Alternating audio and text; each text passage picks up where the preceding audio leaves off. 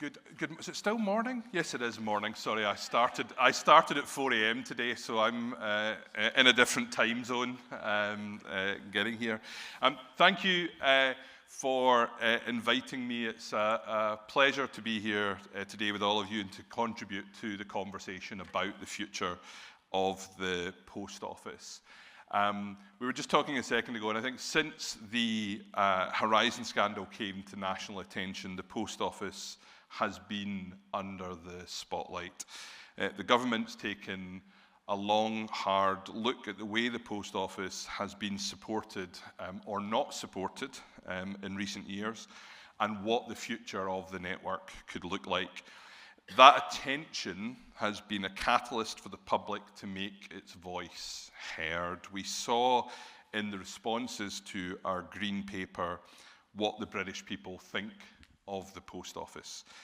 They support it, they depend on it, but more than that, they love it. And I don't know how many national institutions across the country could claim that for themselves. People told us that the network is a crucial piece of economic infrastructure. It's where they access cash, send parcels, pay bills, support small businesses, and stay connected to public services. But more than that, so many people see the Post Office as a core part of their civic infrastructure and a cornerstone of their high streets.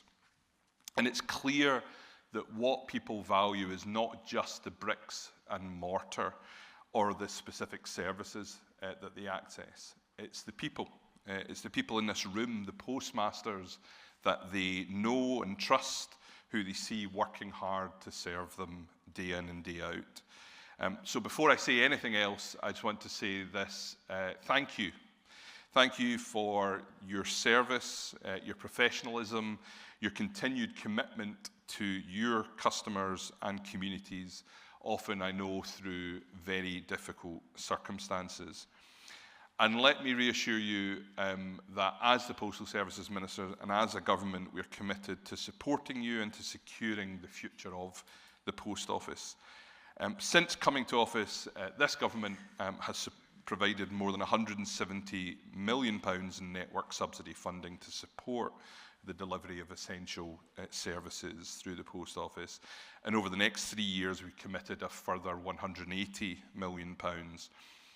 But of course, subsidy alone is not enough. We also need a Post Office that's fit for the future, modern, trusted, and capable of delivering better outcomes for postmasters and customers alike.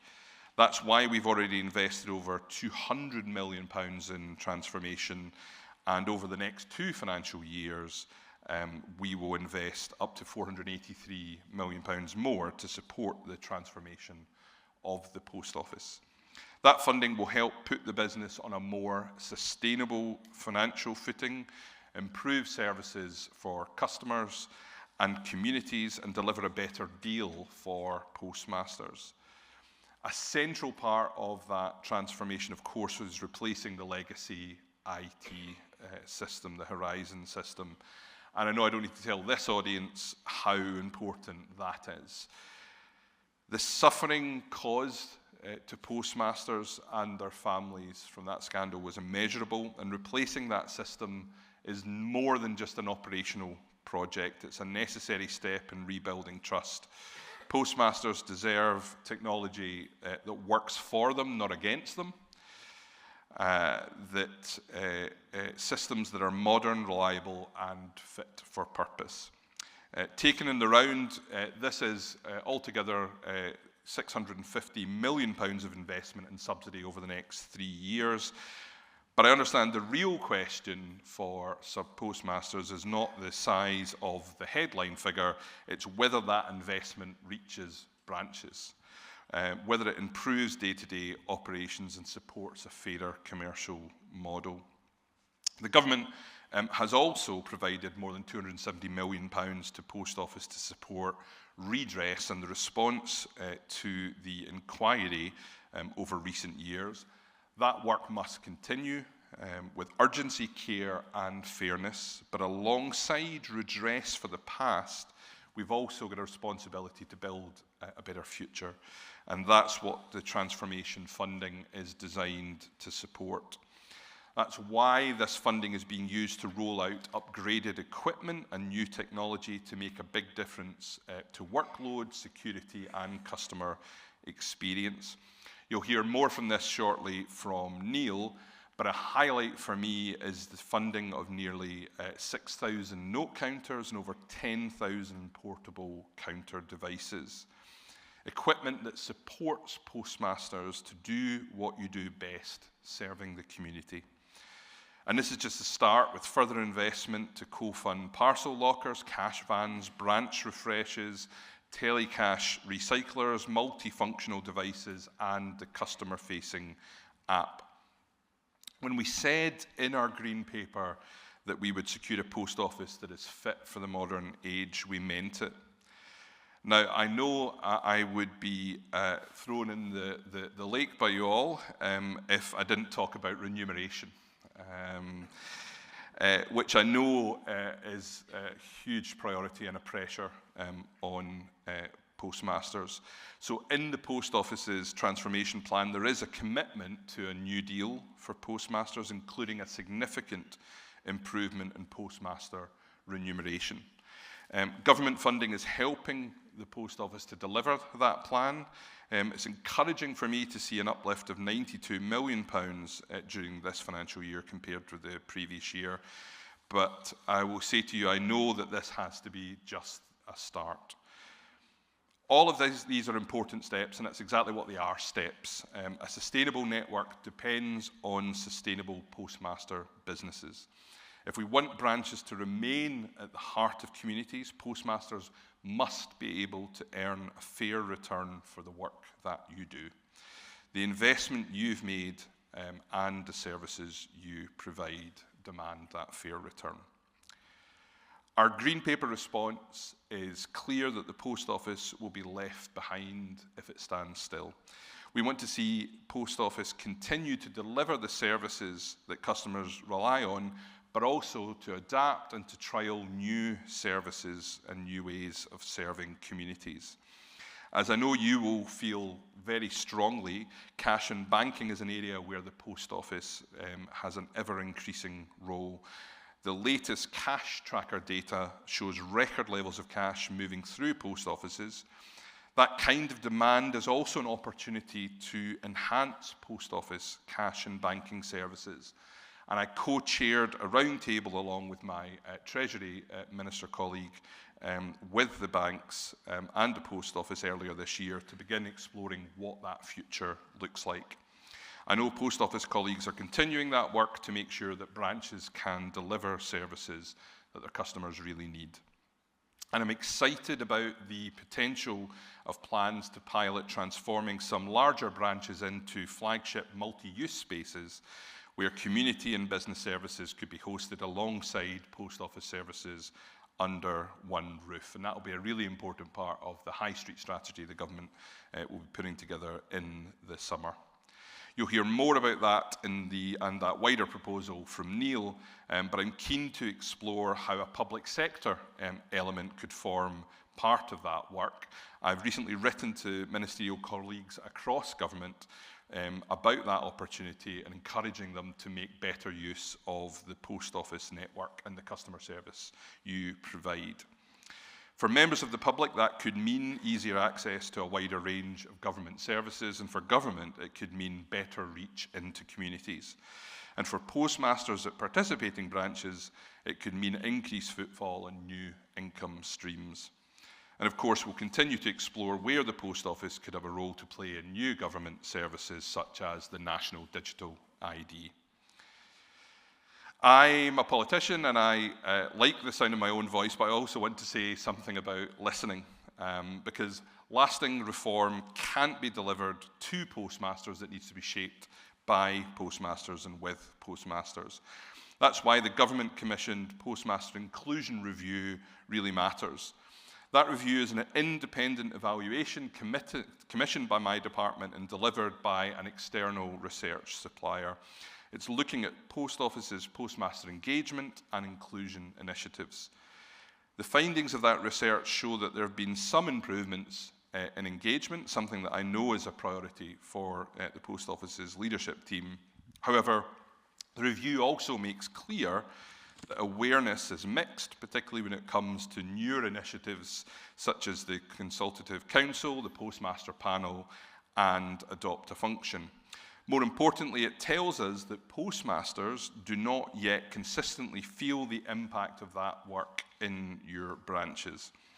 And that's a serious point. Engagement must translate into practical outcomes where it matters most, changes that you as postmasters can see and feel in your day-to-day experience of running a branch. The review also warns that if engagement activity is not followed by visible change, there's a risk it will be seen as performative. I'd actually go further that if engagement isn't followed by visible change, it is performative, and that isn't good enough. After everything postmasters have been through, trust won't be rebuilt by speeches, by meetings, or by strategies. It will be rebuilt through evidence, but through experience, by action, and by tangible influence in that action. That's why I want NFSP members to engage with this work. So please read the report when it's published shortly. Please provide feedback, and please be candid.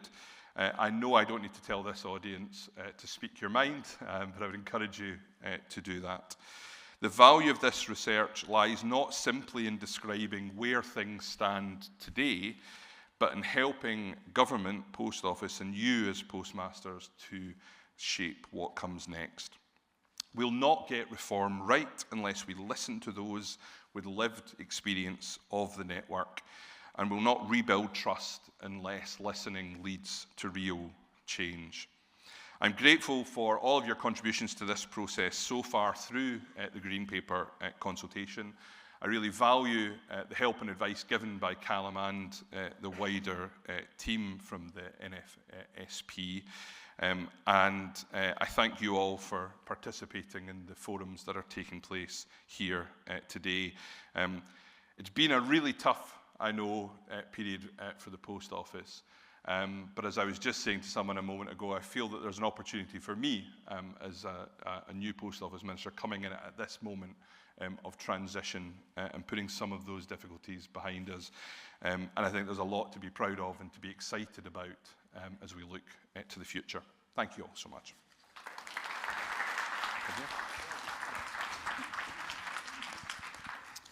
Right, thank you, Minister. The Minister's kindly agreed to stay roughly just before 12 and ask questions, and he's got a tight schedule, I believe, afterwards. So can we use that time constructively, please, and ask questions? We've got, first question is from David Ward. Thank you. David. If you get the microphone. Yeah. Sorry. Yeah. Can you hear me? David Ward, Lincoln North East region. My question to you, Blair, is government activity through the Post Office is increasingly moving online, and new outlets, including banking hubs. Banking hubs are opening in many areas. This reduces transactions, footfall, and ultimately the value of postmasters' businesses when they come to sell them. What steps will be taken to ensure the whole Post Office network has access to the new services that protect our viability? Yeah. I did speak to you earlier, didn't I, about... You did. Yeah, yeah. You promised me a hard time. Yeah. Oh, I can go on. Yeah. Yeah. So I'd say a couple of things on that. Obviously, the decisions on cash access are made by Link. I think the question is, how do we make the most of those opportunities to place Post Office as the organisation best placed to take advantage of that? In the response to the Green Paper, Post Office had spoken about ensuring there were more community bankers located in the Post Office.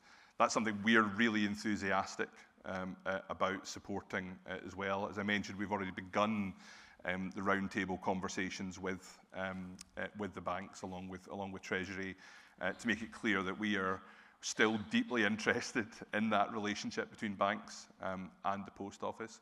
And then the second thing I'd say is that working group I just alluded to a moment ago, where we're looking all across government for where can we make it clear that Post Office and its unrivaled footprint around the country is an opportunity for the delivery of government services. Just as Post Office is looking for commercial partners through the sort of enhanced high street sort of hub model that they're looking at, there's also a role for, I think, us as government to be more imaginative about how we can use that network to get closer to citizens, and through that, as a byproduct, to give postmasters more footfall and more revenue through that as well.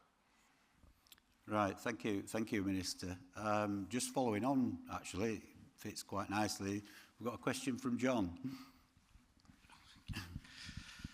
Good morning, Minister. John Shepherd, North East Region. The government consultation on digital identity is far-reaching and will be very impactful on our future post office counter-business. Postmasters would very much like to see our offices recognised and rewarded as the place that anyone can exercise their right of choice to carry out transactions in person and by cash. Can you please share your vision of where this journey is now and where we're heading? Thank you. So this is one of those areas where I'll tread carefully, because it will be a matter for negotiations and commercial contracts. What I would say is there's a very clear recognition within government of the Post Office's track record with identity verification already. I'm, for example, responsible for Companies House, and with the verification of IDs of Companies House, Post Office is obviously a really trusted provider in that space. But beyond that track record, I think the other obvious thing that the Post Office has in a debate where people are perhaps naturally suspicious of some of the issues around digital ID is that Post Office is an extraordinarily trusted brand, and the relationships that you all have is an important part of that. So I'll not step on the toes of some of those negotiations that will happen, but I think the Post Office is in an extraordinarily strong place when it comes to these services. Right, thank you. We've got Tim Allen next. Thank you. You've got two. Hello, Minister. Tim Allen. I am straying into David's territory in his question here as well, but I'm going to try and pin you down a little bit more. So in rural towns like Kington on the English-Welsh border, post offices are now often all that is left delivering substantial banking services. We handled nearly £400,000 a month in cash deposits in 2025, up from 219,000 in 2023, while we served a catchment area, a rural population, far beyond our immediate town. Yet, under the Cash Access UK and Link framework, our very existence as a cash access point is used as a justification not to provide additional banking support. This creates a clear gap, where a community can be demonstrably underserved, but no solution is triggered. So will the government commit to requiring the banks, a thing that they will never do without a push, to formally recognise enhanced post offices as a defined tier within the Access to Cash framework, in places where a banking hub is not deemed appropriate, but a clear geographic gap in banking provision exists? I was desperately, Tim, trying to think of a Buzz Lightyear joke there, but I'm sure you've, with your name, you'll have heard too many of those. So I think where Link does make those determinations, often it is, the solution is an enhanced post office, as you know. But I think this goes hand in hand with the investment and transformation. So when I talk to banks, which I do to reassure you all the time, and I bang the drum for the post office as a provider, they have a deep interest in that transformation as well, so that it is as much as possible. They have a confidence that the services can be provided efficiently, because we have invested in IT and money counters and all of those things as well. So I think those two things go on hand in hand. As I said, we are really enthusiastic about the Post Office's plans around trying to move more community bankers into larger post offices. And we are sort of actively supporting them in that. Although the new banking framework is still quite young, the fact that we as a government have instigated those round tables with the banks to start to have that conversation about what goes next, I hope that reassures you on the point around the banks needing a nudge. We are providing the opportunity to do that through those conversations, and we'll keep doing that because we recognise how important this is to the future of your businesses. Thank you. I think there was somebody over here somewhere. Maybe not. Yeah, Sue? Sure there was somebody. Good morning, Minister. Hi, Sue. Sue Edgar, North East Region. When NT was first put out to postmasters and mistresses, we were promised that we would become the front office of government. Mm-hmm. Just words, because nothing has happened. In fact, it's diminished, and less government services come through the post office. You're saying that we're looking for enhanced post offices, more banking, etc. It doesn't happen. For years upon years, we've had different ministers come, address our conference and promise us services that are going to flow through the post office, go online. Online is no good to us because the post office is going to take all the payments for the online transactions, not us. We don't get a share, but they expect us to push the post office app. Why would we send our customers online when we get no remuneration for that? We need our remuneration to grow.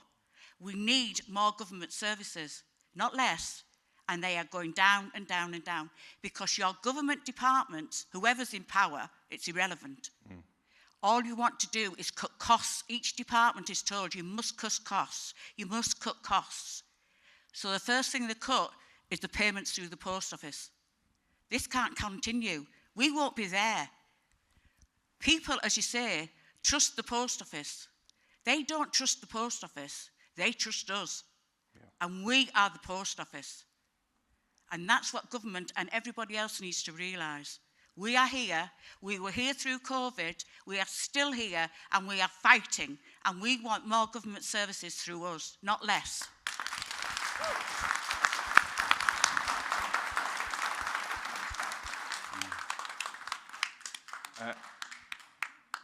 Message received on both from your question and from that round of applause. Look, I think your cynicism is very well earned. I think one of the opportunities I think I have as Post Office Minister is that I'm coming into being Postal Services Minister at a time where we're moving out of, I think, a period of crisis management and into a period where we're trying to think more creatively and positively about the future of the network.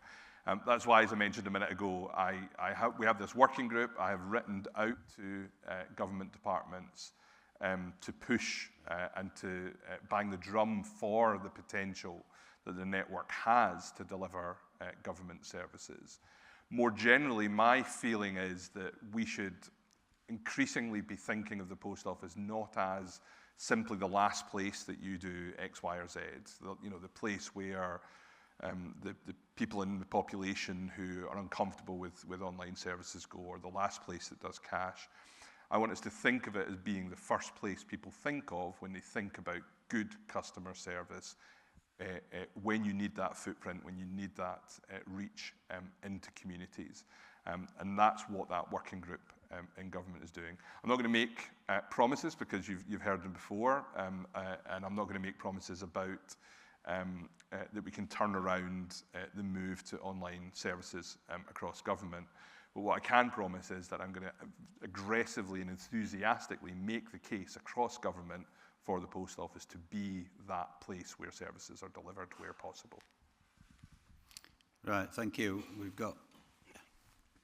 Trevor McGill, Northern Ireland Region. Good morning, Minister. Morning. What I want to find out is, as we push forward with further government services, possibly in the post offices, how do we ensure that the devolved institutions and local governments follow into that? Because that has always been the issue in Northern Ireland, is that, you know, the local government hasn't pushed their services the same way as central government.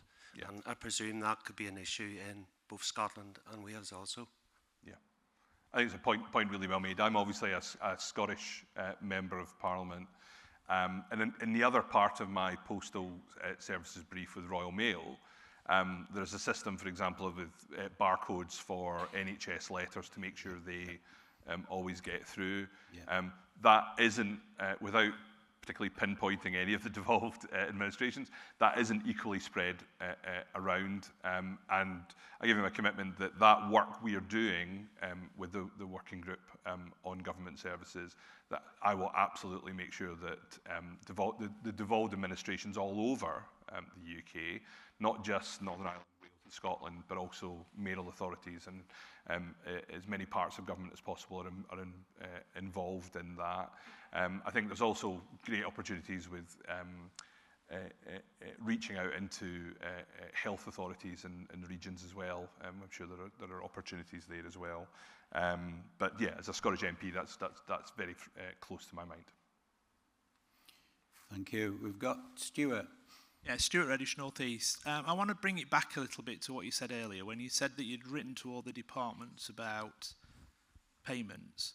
Can you tell us what conversations you're having and what response you've had back? Because it's so frustrating to us that when we get customers come into our counter that want to pay the bills, and then they get their TV licence out to pay, and we have to send them off to across the road. When people want to pay for the car tax, but they want to do it by direct debit. And of course, we know we're literally losing that customer as soon as we've filled that form out and got one payment for it, they've gone. Yeah. So can you tell us what you're going to do about that? You know, because it seems so strange that you are the shareholder, and it's brought this to the attention of the public. Because now, from the Horizon scandal, people now know for the first time, in many cases, that the government own the post office, and they cannot understand why they can't do their government services through the post office, as Sue said. So can you please tell us what the responses have been, and how far can you push that? Yep. So I think the response is enthusiastic, and I won't get into specifics right now. But what I will say is there's I think a political and economic context to this, which feels a little bit different than before. There has been, I think, a slightly fatalistic attitude towards the future of the high street. A feeling that whenever the policy discussions about the future of the high street take place, people talk about changing consumer behaviour, the shift to online, etc., etc., etc. I think there's now an understanding that when you have high streets that are shuttered and empty shops, that it deeply affects how people feel about their own life, their own community, and their world. And so as I'm having these conversations and banging the drum for the post office across government, there is, I think, that understanding that the post office has that anchoring effect in high streets, and there is an enthusiasm towards at least exploring whether things can be done there. I mean, we're only, I'm trying to think, it's about a month and a half, I think, since I sent that letter around government departments. So we're quite early into those discussions. But to reassure you, one of those strange things about the House of Commons, where we all stand up and go and vote in the little rooms beside each other in those lobbies, I am seeking out ministers and banging the drum and saying, have you thought about this? I sent you that letter. It'd be good to discuss it. So your question was, what can I do? That's what I can do. I can be evangelical about your ability and the network's ability to do great things for government. Yeah. Vyas Sharma, Wales Region. Mr. Chairman, Minister, thank you for coming and listening to our woes and our problems. What I want to ask you, there has been a tremendous damage to the brand, post office brand. And I know you mentioned trust has been lost. Why I'm asking you this, how can we rebuild the brand that is respected, that is trusted, that is honored, particularly by the government? Yeah. And if the government shows respect, I am confident that the public will respect us as well, which means more business will come to us. And I'll tell you this, if you win the confidence of the post office, you'll win the next election.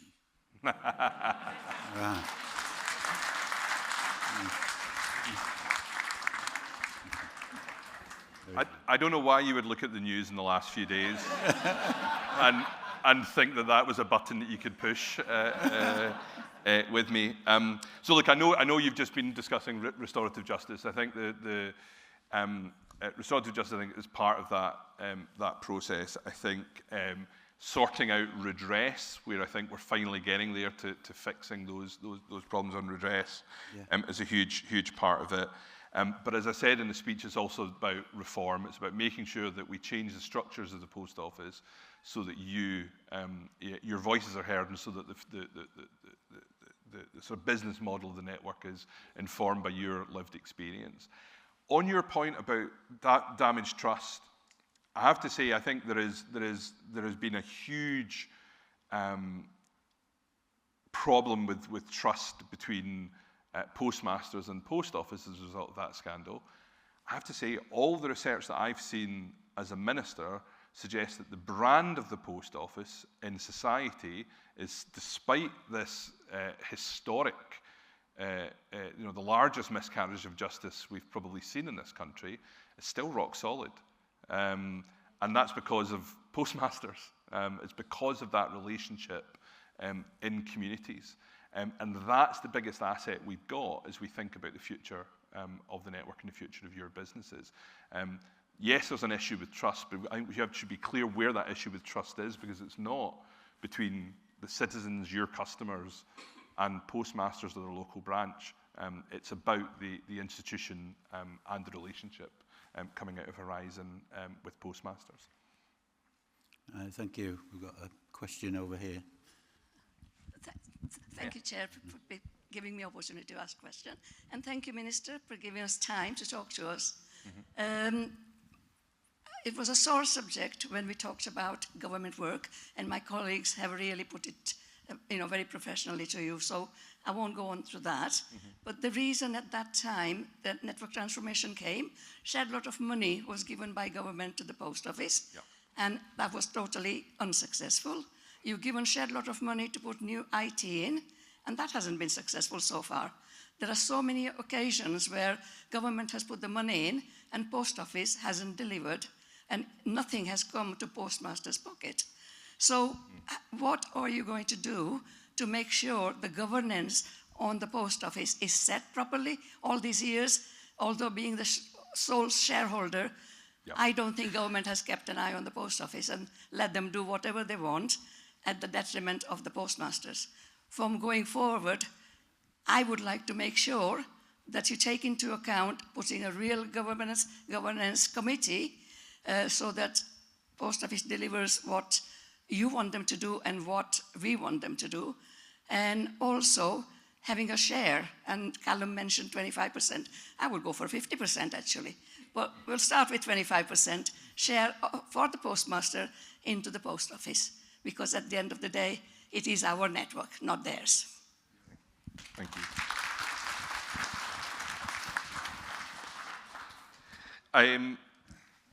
I'm trying to think about what I could possibly say that would convince you that the people who've sat in this chair at this conference over the last, 20 years, and spoken about pots of money that would lead to change and lead to financial sustainability and therefore better remuneration for you all.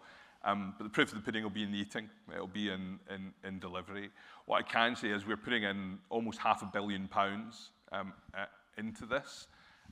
In the current financial situation, that's a lot of money for government to be putting in. And we do expect results for that. And I have to say, I'm pretty confident in Neil and the team in delivering that. I think there is a change in leadership culture there as well. So yeah, I think, and then in terms of the issues around long-term governance, obviously later this, when we responded to the Green Paper as a government and to the consultation, the big missing part was culture and governance, and that was for the reason that we have Sir Wynn's inquiry report focusing on those issues coming out later this year. So there is a moment coming which we'll have to deal with all of those issues in response to Sir Wynn. We are trying to get out ahead of that. We're not standing still. That's why we have, for example, that evaluation of postmaster engagement going on at the moment.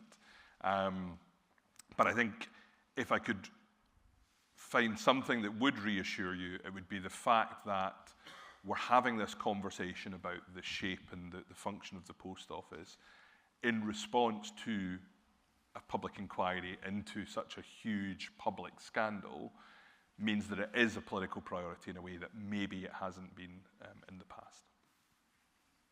Right, thank you. We've got Reka. Stand up, please. Stand up. Good morning, Minister and team. Thank you. Bhavna Ben said a lot of things what I wanted to say, and I think I got the answer. But my question is, I paid to buy this franchise, which I'm running the business. Now that's been sold off, so I got nowhere to trade from. And I approached many of the 3 or 4 people. None of them gave me right answer. They're saying it's personal, it's private, it's my loss. So where do I stand? I do need to work. I'm not a pensioner as yet. But I need a job, and there is nothing I can do. Can you help me there? Okay. Thank you. Okay. I don't know the answer, but if you, there's a handsome young man a few seats along from you who's my private secretary who'll give you my card. If you can send me your information, I'll discuss that with the post office and get back to you. Thank you. All right, thank you. And we've got, stand up, please. Thank you. Good morning, Minister. My name is Vishal. I think my colleague, Sub-Postmaster, asked a really good question regarding the cost cutting, actually. I think government is obviously looking to do a lot of cost cutting, as obviously a lot of services are going. As a business, we think about cost cutting as well anyway. To survive is difficult. Main cost, if we think, is all about business rates. Yeah. I don't know, we have, as a collectively, we did a lot of emails to our MPs. We've been obviously asking this for long enough now, and we haven't had any sort of response regarding this. So if you can just please tell us what's happening, and is there anything that you are thinking of? Because that would be a big help in a way. I know that a lot of services are going. A lot of things probably you can't do, but at least if you can help in cost cutting for us as well, that might be, because it's a whole staff. The payment of every month going from my account is the same payment which I'm paying to my main staff in a way. So it is painful, and that'll be a big help if something can be done there. Thanks. No, I mean, I'm, as well as Minister for Postal Services, I'm Minister for Small Business as well. And it's a constant conversation about cost rises. So, for example, at the moment, we're having a quite deep discussion about energy costs for small businesses. A lot of what the government has done so far has been about those big energy-intensive industries, and we're having a conversation now about things like the energy brokers who often will missell energy packages to small businesses, better regulating them. So it is a very live discussion.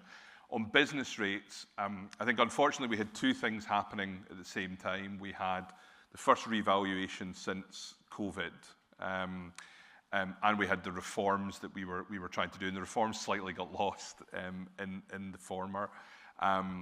we put in about £4.5 billion into trying to cushion the cost of the revaluation costs. But there was also £1 billion value in the lower multiplier that we put in for retail businesses, including lots of small post offices. And that was paid for by having higher business rates for the big online warehouses and retailers. And that's a permanent change to the rates so that we're rebalancing things for smaller retailers in particular. There's a live conversation that my colleagues in Treasury are leading about some of the other things in the business rate system which are make it difficult for people to run a business. So I'm sure there are people here with multiple post offices, for example, or who have made improvements to their post offices and then found that they're slightly punished for having made that investment by losing reliefs or moving into sort of higher bandings and things. And that's one of the live conversations that Treasury are having at the moment, because they want to have a system of business rates that encourages people to invest in not just growing their business, but growing the economy without being penalised for it. So those are the types of discussions that will be a matter for budget. I've always got to say that. Our Treasury will be angry with me. But it's something we're very seized of and are having discussions on.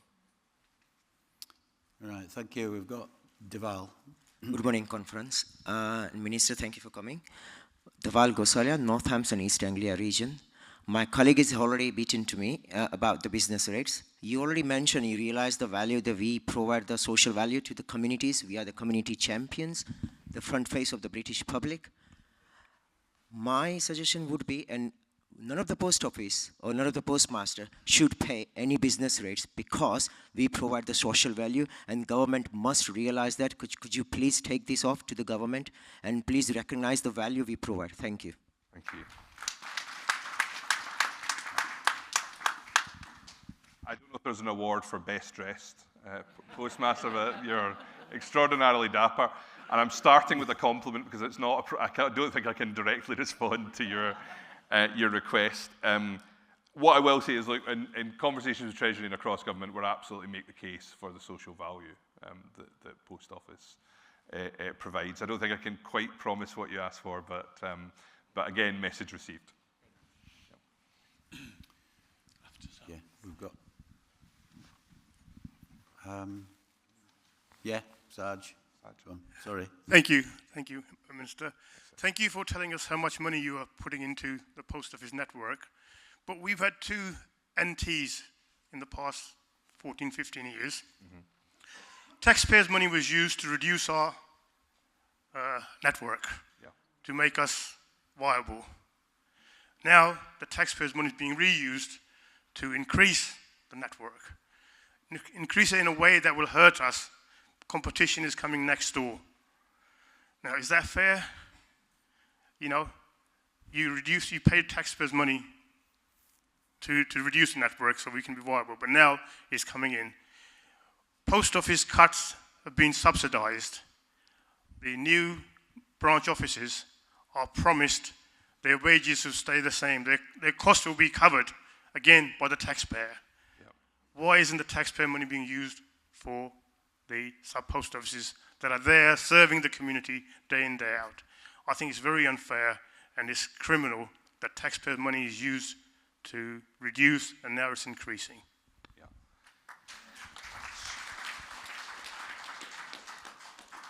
So again, I know that cynicism about transformation is very, very well earned, because you've heard that before. You've heard that significant sums of money invested by government are going to result in a more sustainable network and in better remuneration for you. And again, I know that the only evidence of that will be that would overcome that cynicism is increased and improved remuneration over time. I'm often, when I meet with postmasters, posed the question, instead of putting that £500 million into the post office to do that, why don't you just give it to us with network transfer, with remuneration? And I guess the answer to that is we could do that. We could give you a year and a half of improved remuneration, but then that runs dry. So we have to find a way to make the system more commercially viable. That's, I think, the only long-term answer to what you say.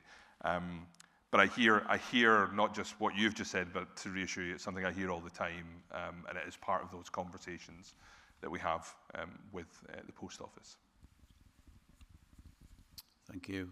Do we have a speaker from over there, David? Yeah, Sunil. Sorry, BJ. Hello, Ministers. Just, it's got to do with former postmasters. Yep. They applied under the HSS scheme to get paid. Mm-hmm. There's about 1,000 of them, yeah? Pre-2003, 2004.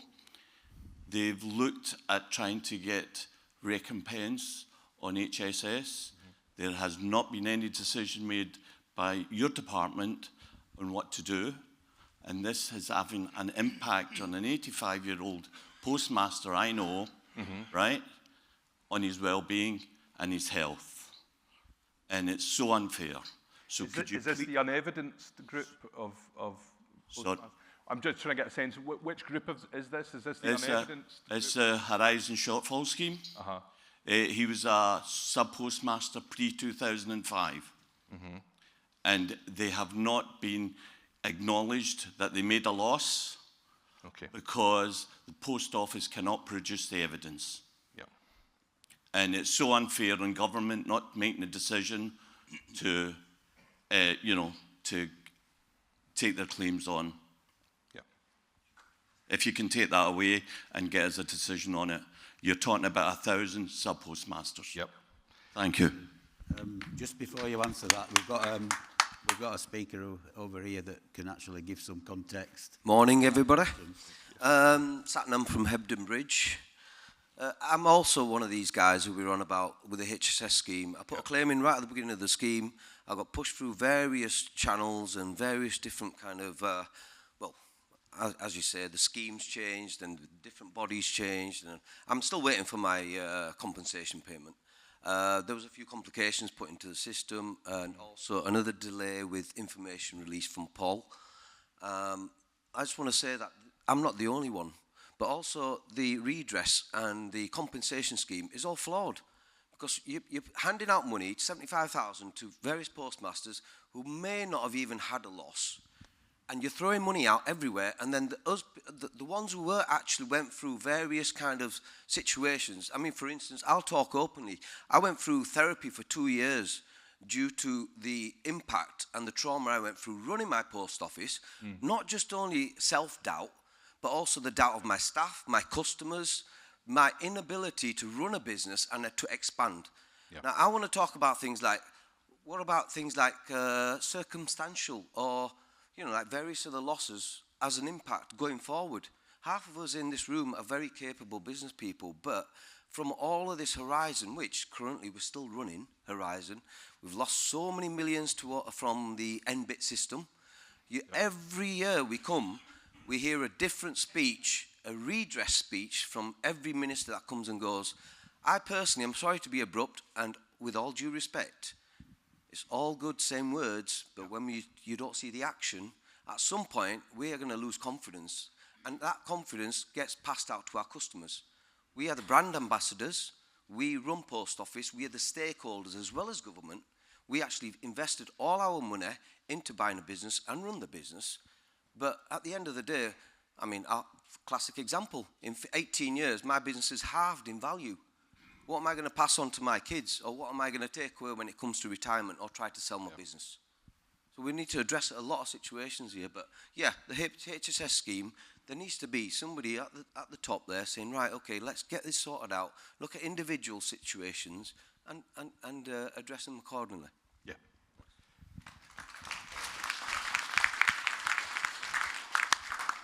So to start with, simply because you raise it, sir, but also that it's my first time as Post Office Minister in front of this audience, to reiterate an apology for what you've been through, but I know you don't want words and you don't want apologies. But you raise a really crucial point, and your point about these are the so-called unevidenced cases, which are a significant proportion of what's left of the HSS stock. And you raise the challenge here in government, which is across all of the Horizon schemes, there is a risk, more than a risk, a reality of people getting windfalls who weren't necessarily as affected as you were. And that's what we're dealing with these unevidenced cases as well. So you ask about words versus action. One of the things we did in response to the inquiry report, in fact, one of the first things I did as Post Office Minister was to appoint Sir Gary Higginbotham as a sort of troubleshooter within that scheme. And the very first thing we asked him to do within that scheme, and the very first thing he chose to do within that scheme, was to look at those unevidenced cases and to sort of troubleshoot and push through those cases. He's made recommendations already, which we think will clear a large proportion of those cases. But it's one of the priorities for me in terms of this will be the year, you mentioned the Horizon computer system, this will be the year where we start to transition out of that system. It will be the year where so many of the existing schemes, I think, will start to run down and come to a conclusion. But those unevidenced cases are one of the priorities within there. There will be very difficult, for exactly the reason you state, sir, there'll be some very difficult decisions to make there, because you will come to a point where you have to make a decision whether getting money to individuals who did lose out but don't have evidence outweighs giving money to people who may not have, and that's a difficult decision. Yeah. Thank you. We're soon going to have to wrap up. I'm sorry. I've got a question, actually, Minister. There's been a little bit of an emerging theme as I look around, that the government wants to cut costs, and it's digital by default, and I kind of get that. That it want to get. Can we just have a quick question too? Well, I'll do mine, and then we'll see if we've got time. Thank you. This government, for instance, since Labour came in power, they want to cut costs. They want to get best value for the taxpayer, obviously. But what seems to be happening is that they're pushing that cost onto small business people. If we look at business rates, for instance, we've talked about that. If we look at the thresholds, for instance, for VAT, that's not gone up with inflation. If we look at national insurance contributions, the small business allowance, that's not gone up. So there's all these things that are staying stagnant. National living wage, for instance, has not gone up. The personal allowance has not gone up. So there's lots of things really that's in your remit and in your power to change directly without having to, that you could do. And that's just my thoughts. Thank you. Yeah. So it's a point very well taken. And I think our first budget when we came into government was about saying to the international markets, we are a reliable and safe country again, in terms of the decisions that come out of the Treasury. But what I can say, because again, we're getting into the territory of budget decisions, there is this very strong understanding across government that there is not a future in this country being low growth and high tax. And that has to start, I think, I would say this as Small Business Minister, with small businesses. So the very first tax cut that the government made in the second budget was focused on entrepreneurship and investment in small businesses. All I can say is I am, and as you would expect, enthusiastically and aggressively making the case for reducing taxation costs on small businesses. But I'm also, for example, the Minister for Regulation And when it comes to the red tape and the forms that you have to fill out and all the rest of it as a small business, I'm very conscious that often when we talk about regulation, it's larger businesses whose voices are heard. And so we have a specific project underway at the moment to really go deep into all of the regulatory costs that cost you time away from your business and money with a view to reducing some of that burden as well. Right, thank you. And Alan. Alan Knight, South East Region. I'll make a quick question for you. I just request that you question Post Office when they make these decisions of these new pop-up post offices, that they actually do their due diligence, check the local post offices in the area and the effect it's likely to have on those post offices. Because at the moment it seems that we're just being railroaded and being told that these post offices are going in without even looking at the effects it's going to have on my colleagues here.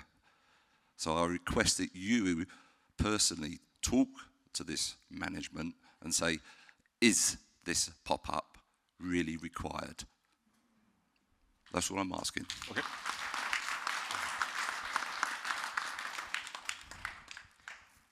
I will. Okay. I think we've got Raj up front. Can we have a... Sorry? Yeah, go on then. Tim again. Yeah. Sorry, it's Tim Allen again. I thought I'd try and help you out with some government home improvements. Hey. Well Royal Mail, they spent £40 million on a 49% share in Collect Plus from savings that they made on second-class every other day deliveries. Yep. With that money, their intention is to put in 8,000 competing Royal Mail post offices in lucrative locations without any reference to any social value that might be in those. Are you willing to sort of curb the excesses of Royal Mail and the damage that they're doing to the fabric of the high street? Yeah. So unfortunately, I don't have the same levers over Royal Mail as I do over the post office. So they're obviously a sort of private enterprise now. We do have undertakings with them about the future of their service, but it's not a promise I can make you in particular. I know it is something, however, and Neil might touch on this, that it's a matter of constant conversation between Royal Mail and Post Office. But it's not something I think I have direct levers to pull over. Right. Right, thanks very much. Because of time, we're going to have to call it a day for the Minister. So I thank you very much for coming here today and taking the questions and giving open and frank answers. So can we give him a round of applause? Thank you.